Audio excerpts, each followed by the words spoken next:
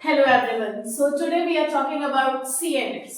अब CNS यानी कि सेंट्रल नर्वस सिस्टम। अब इसके नाम से ही आप लोगों को कुछ चीजें क्लियर हो रही होंगी। लाइक नर्वस सिस्टम आप सभी को पता है हमारी बॉडी के लिए, हमारे लाइफ स्पैन के लिए बहुत इंपॉर्टेंट रोल प्ले करता है। सो नर्वस सिस्टम यानी कि अगर बात की जाए उसकी सबसे छोटी इकाई के बारे में तो आप लोगों को पता होनी चाहिए जो स्मॉलेस्ट यूनिट है वो न्यूरॉन है।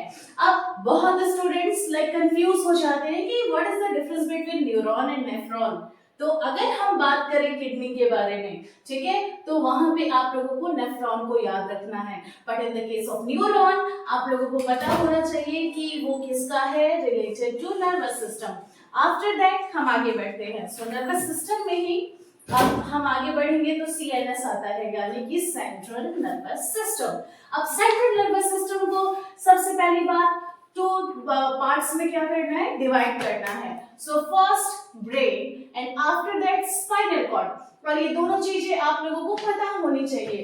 तो यहाँ पे आप लोग आई थिंक डायग्राम में देख रहे होंगे ये एक ब्रेन विजिबल हो रहा है और ये जो नीचे का रीजन है ना, आई थिंक आप लोगों को विजिबल हो रहा है, जो नीचे की तरफ गया हुआ है यही क्या है, स्पाइनल कॉर्ड है। सो ब्रेन यानी कि मस्तिष्क बहुत इंपॉर्टेंट रोल प्ले करता है हम ह्यूमंस के लिए, ठीक है। तो सबसे पहली बात जो ब्रेन होती है, अगर आप इसका स्ट्रक्चर ध्यान से देखिए तो जैसे वॉलनट होता है ना, यानी कि अखरोट, तो जब आप अखरोट खाने के लिए लाइक उसको टू हेमिस्फीयर, दो पार्ट्स में डिवाइड करेंगे तो कुछ यूं ही क्या होता है, हमारा ब्रेन भी विजिबल होता है, पहली बात। ओके, आफ्टर दैट लोकेशन के बारे में बात करते हैं और वो तो ऑब्वियसली मैंडेटरी है। सो लोकेशन यानी कि आप लोगों ने अभी इससे पहले स्केलेटल सिस्टम पढ़ा था और स्केलेटल सिस्टम में आप लोगों ने देखा कि जो स्कल बोन होती है, यानी कि स्कल बोन में क्रेनियम भी था, आफ्टर दैट फेशियल भी था।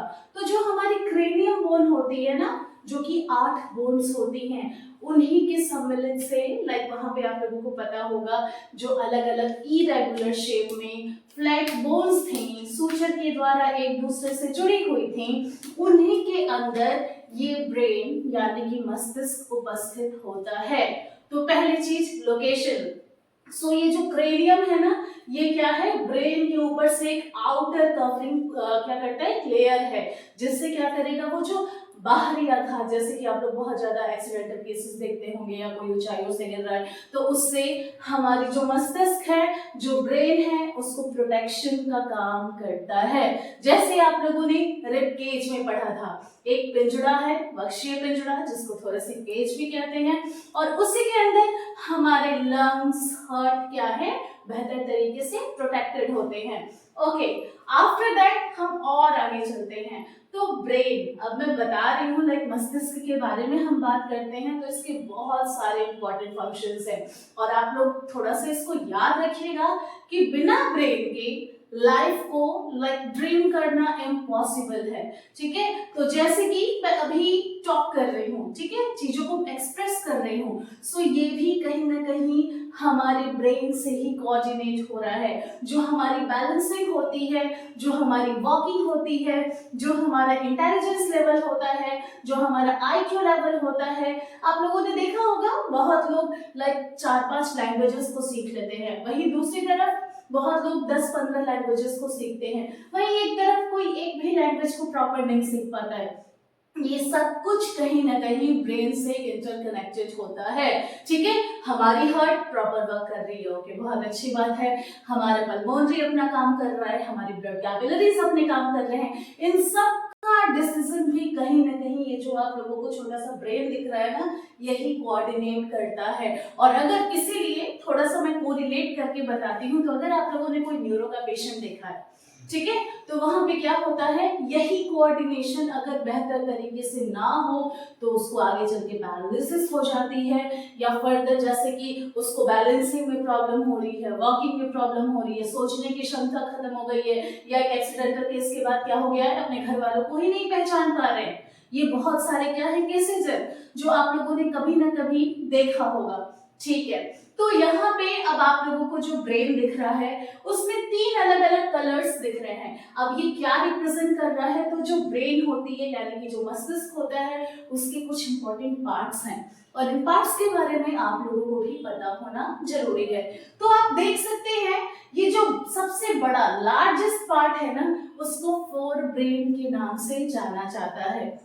आफ्टर दैट आता है मिड ब्रेन, यानी कि जो आप लोगों को यहाँ पे ग्रीन इन कलर, मिड यानी कि बीच में, ठीक है, उपस्थित है, उसी को मिड ब्रेन कहते हैं। और आफ्टर दैट आता है ये पिंक इन कलर, जो यहाँ पे आप लोगों को नीचे की तरफ, पीछे की तरफ, यानी कि इंफीरियरली पोस्टीरियरली, यानी कि जो हमारा ऑसिपिटल वाला रीजन था ना, आप लोगों ने जब स्कल बोन्स पढ़ा था मैंने बताया होगा, सो उस रीजन में ये क्या होता है, प्रेजेंट होता है।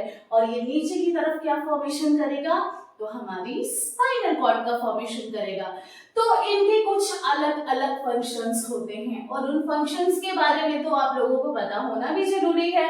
तो सबसे पहली बात ब्रेन, ब्रेन के 3 पार्ट्स कौन कौन से थे, तो fore brain, mid brain, hind brain, ठीक है। जो सबसे लार्ज पार्ट था ऑब्वियसली फोर ब्रेन था। आफ्टर दैट मिड ब्रेन, यानी कि बीचों बीच में आप लोगों को ये रिप्रेजेंट कर रहा है green in colour. After that pink में हिंड ब्रेन, ठीक है। अब ये जो फोर ब्रेन है, जैसे कि IQ लेवल, ठीक है, किसी आप लोगों ने देखा होगा क्लास में बहुत सारे बच्चे होते हैं, कुछ क्या होते हैं ओवर इंटेलिजेंट होते हैं, कुछ क्या होते हैं नॉर्मल इंटेलिजेंट होते हैं, कुछ क्या स्टूडेंट्स होते हैं बहुत वीक होते हैं, लाइक थोड़ा काम करने के बाद ही वो चीजों को सीखते हैं। तो ये कंप्लीट जो इंटेलिजेंस है ना कहीं इसी के द्वारा कोऑर्डिनेट होती है। आफ्टर दैट हमारा वे ऑफ टॉकिंग, हम जो लैंग्वेजेस सीखने की क्षमता है, ठीक है, नई नई आप लोगों ने देखा होगा बहुत लोगों को इंटरेस्ट होता है कि नई नई स्किल्स को सीखें, ठीक है, तो कहीं ना कहीं उसका कोऑर्डिनेशन कौन कर रहा है, हमारी फोर ब्रेन कर रही है, ठीक है। इसके साथ साथ भी फर्दर फंक्शंस हैं जो अभी हम फोर ब्रेन में आगे पढ़ने वाले हैं। उसके बाद अगर हम बात करें ये जो मिड ब्रेन है, ठीक है, बीच में आप लोगों को ग्रीन कलर से दिख रहा है, इसके लिए इंपॉर्टेंट 2 फंक्शंस आपको याद रखनी है। अब मैं उसका ट्रिक बता देती हूँ, जैसे कि अभी आप लोग वीडियो को देख रहे हैं, ठीक है, तो सबसे पहली बात विजुअल, आफ्टर दैट वीडियो को सुन रहे हैं यानी कि ऑडियो, ठीक है, ये दोनों काम कौन कोऑर्डिनेट कर रहा है, ये जो मिड ब्रेन होता है, यानी कि हमारा विजुअल और ऑडियो, ठीक है, इन दोनों चीज को याद रखना है। आफ्टर दैट आते हैं हिंड ब्रेन, तो मोस्ट इंपॉर्टेंट चीज तो लाइक हमारा हार्ट बीट, ठीक है, हार्ट को कोऑर्डिनेट कर रहा है, हमारे जो पल्मोनरी फंक्शंस हैं, ठीक है, हमारी जो ब्लड कैपिलरीज होती हैं, वेसल्स होते हैं, उनकी अलग अलग थिकनेस होती है, लंबाई होती है, उस सबको कौन कोऑर्डिनेट करता है, यही हमारा जो लास्ट हिंड ब्रेन है। आफ्टर दैट आप लोगों ने सुना होगा लोगों को छींक की अनुभूति होती है, नोजिया वॉमिटिंग फील होता है, ठीक है, उसी के साथ साथ मानिए हफ एंड कफ हो रहा है, बहुत ज्यादा खांसी आ रही है, ये सब कुछ का जो कोऑर्डिनेशन का काम है ये कौन कर रहा है, जो हिंड ब्रेन होता है, ठीक है। तो ये 3 अलग अलग इंपॉर्टेंट पार्ट्स हैं और इनके बारे में आप लोगों को इंट्रोडक्टरी सेक्शन में बताया गया है और इसको आप लोग अपनी तरफ से भी कोशिश कीजिएगा कि बेहतर तरीके से समझे। आज के लिए इतना ही। अगर सेशन इंफॉर्मेटिव है सो लाइक शेयर कमेंट जरूर कीजिएगा।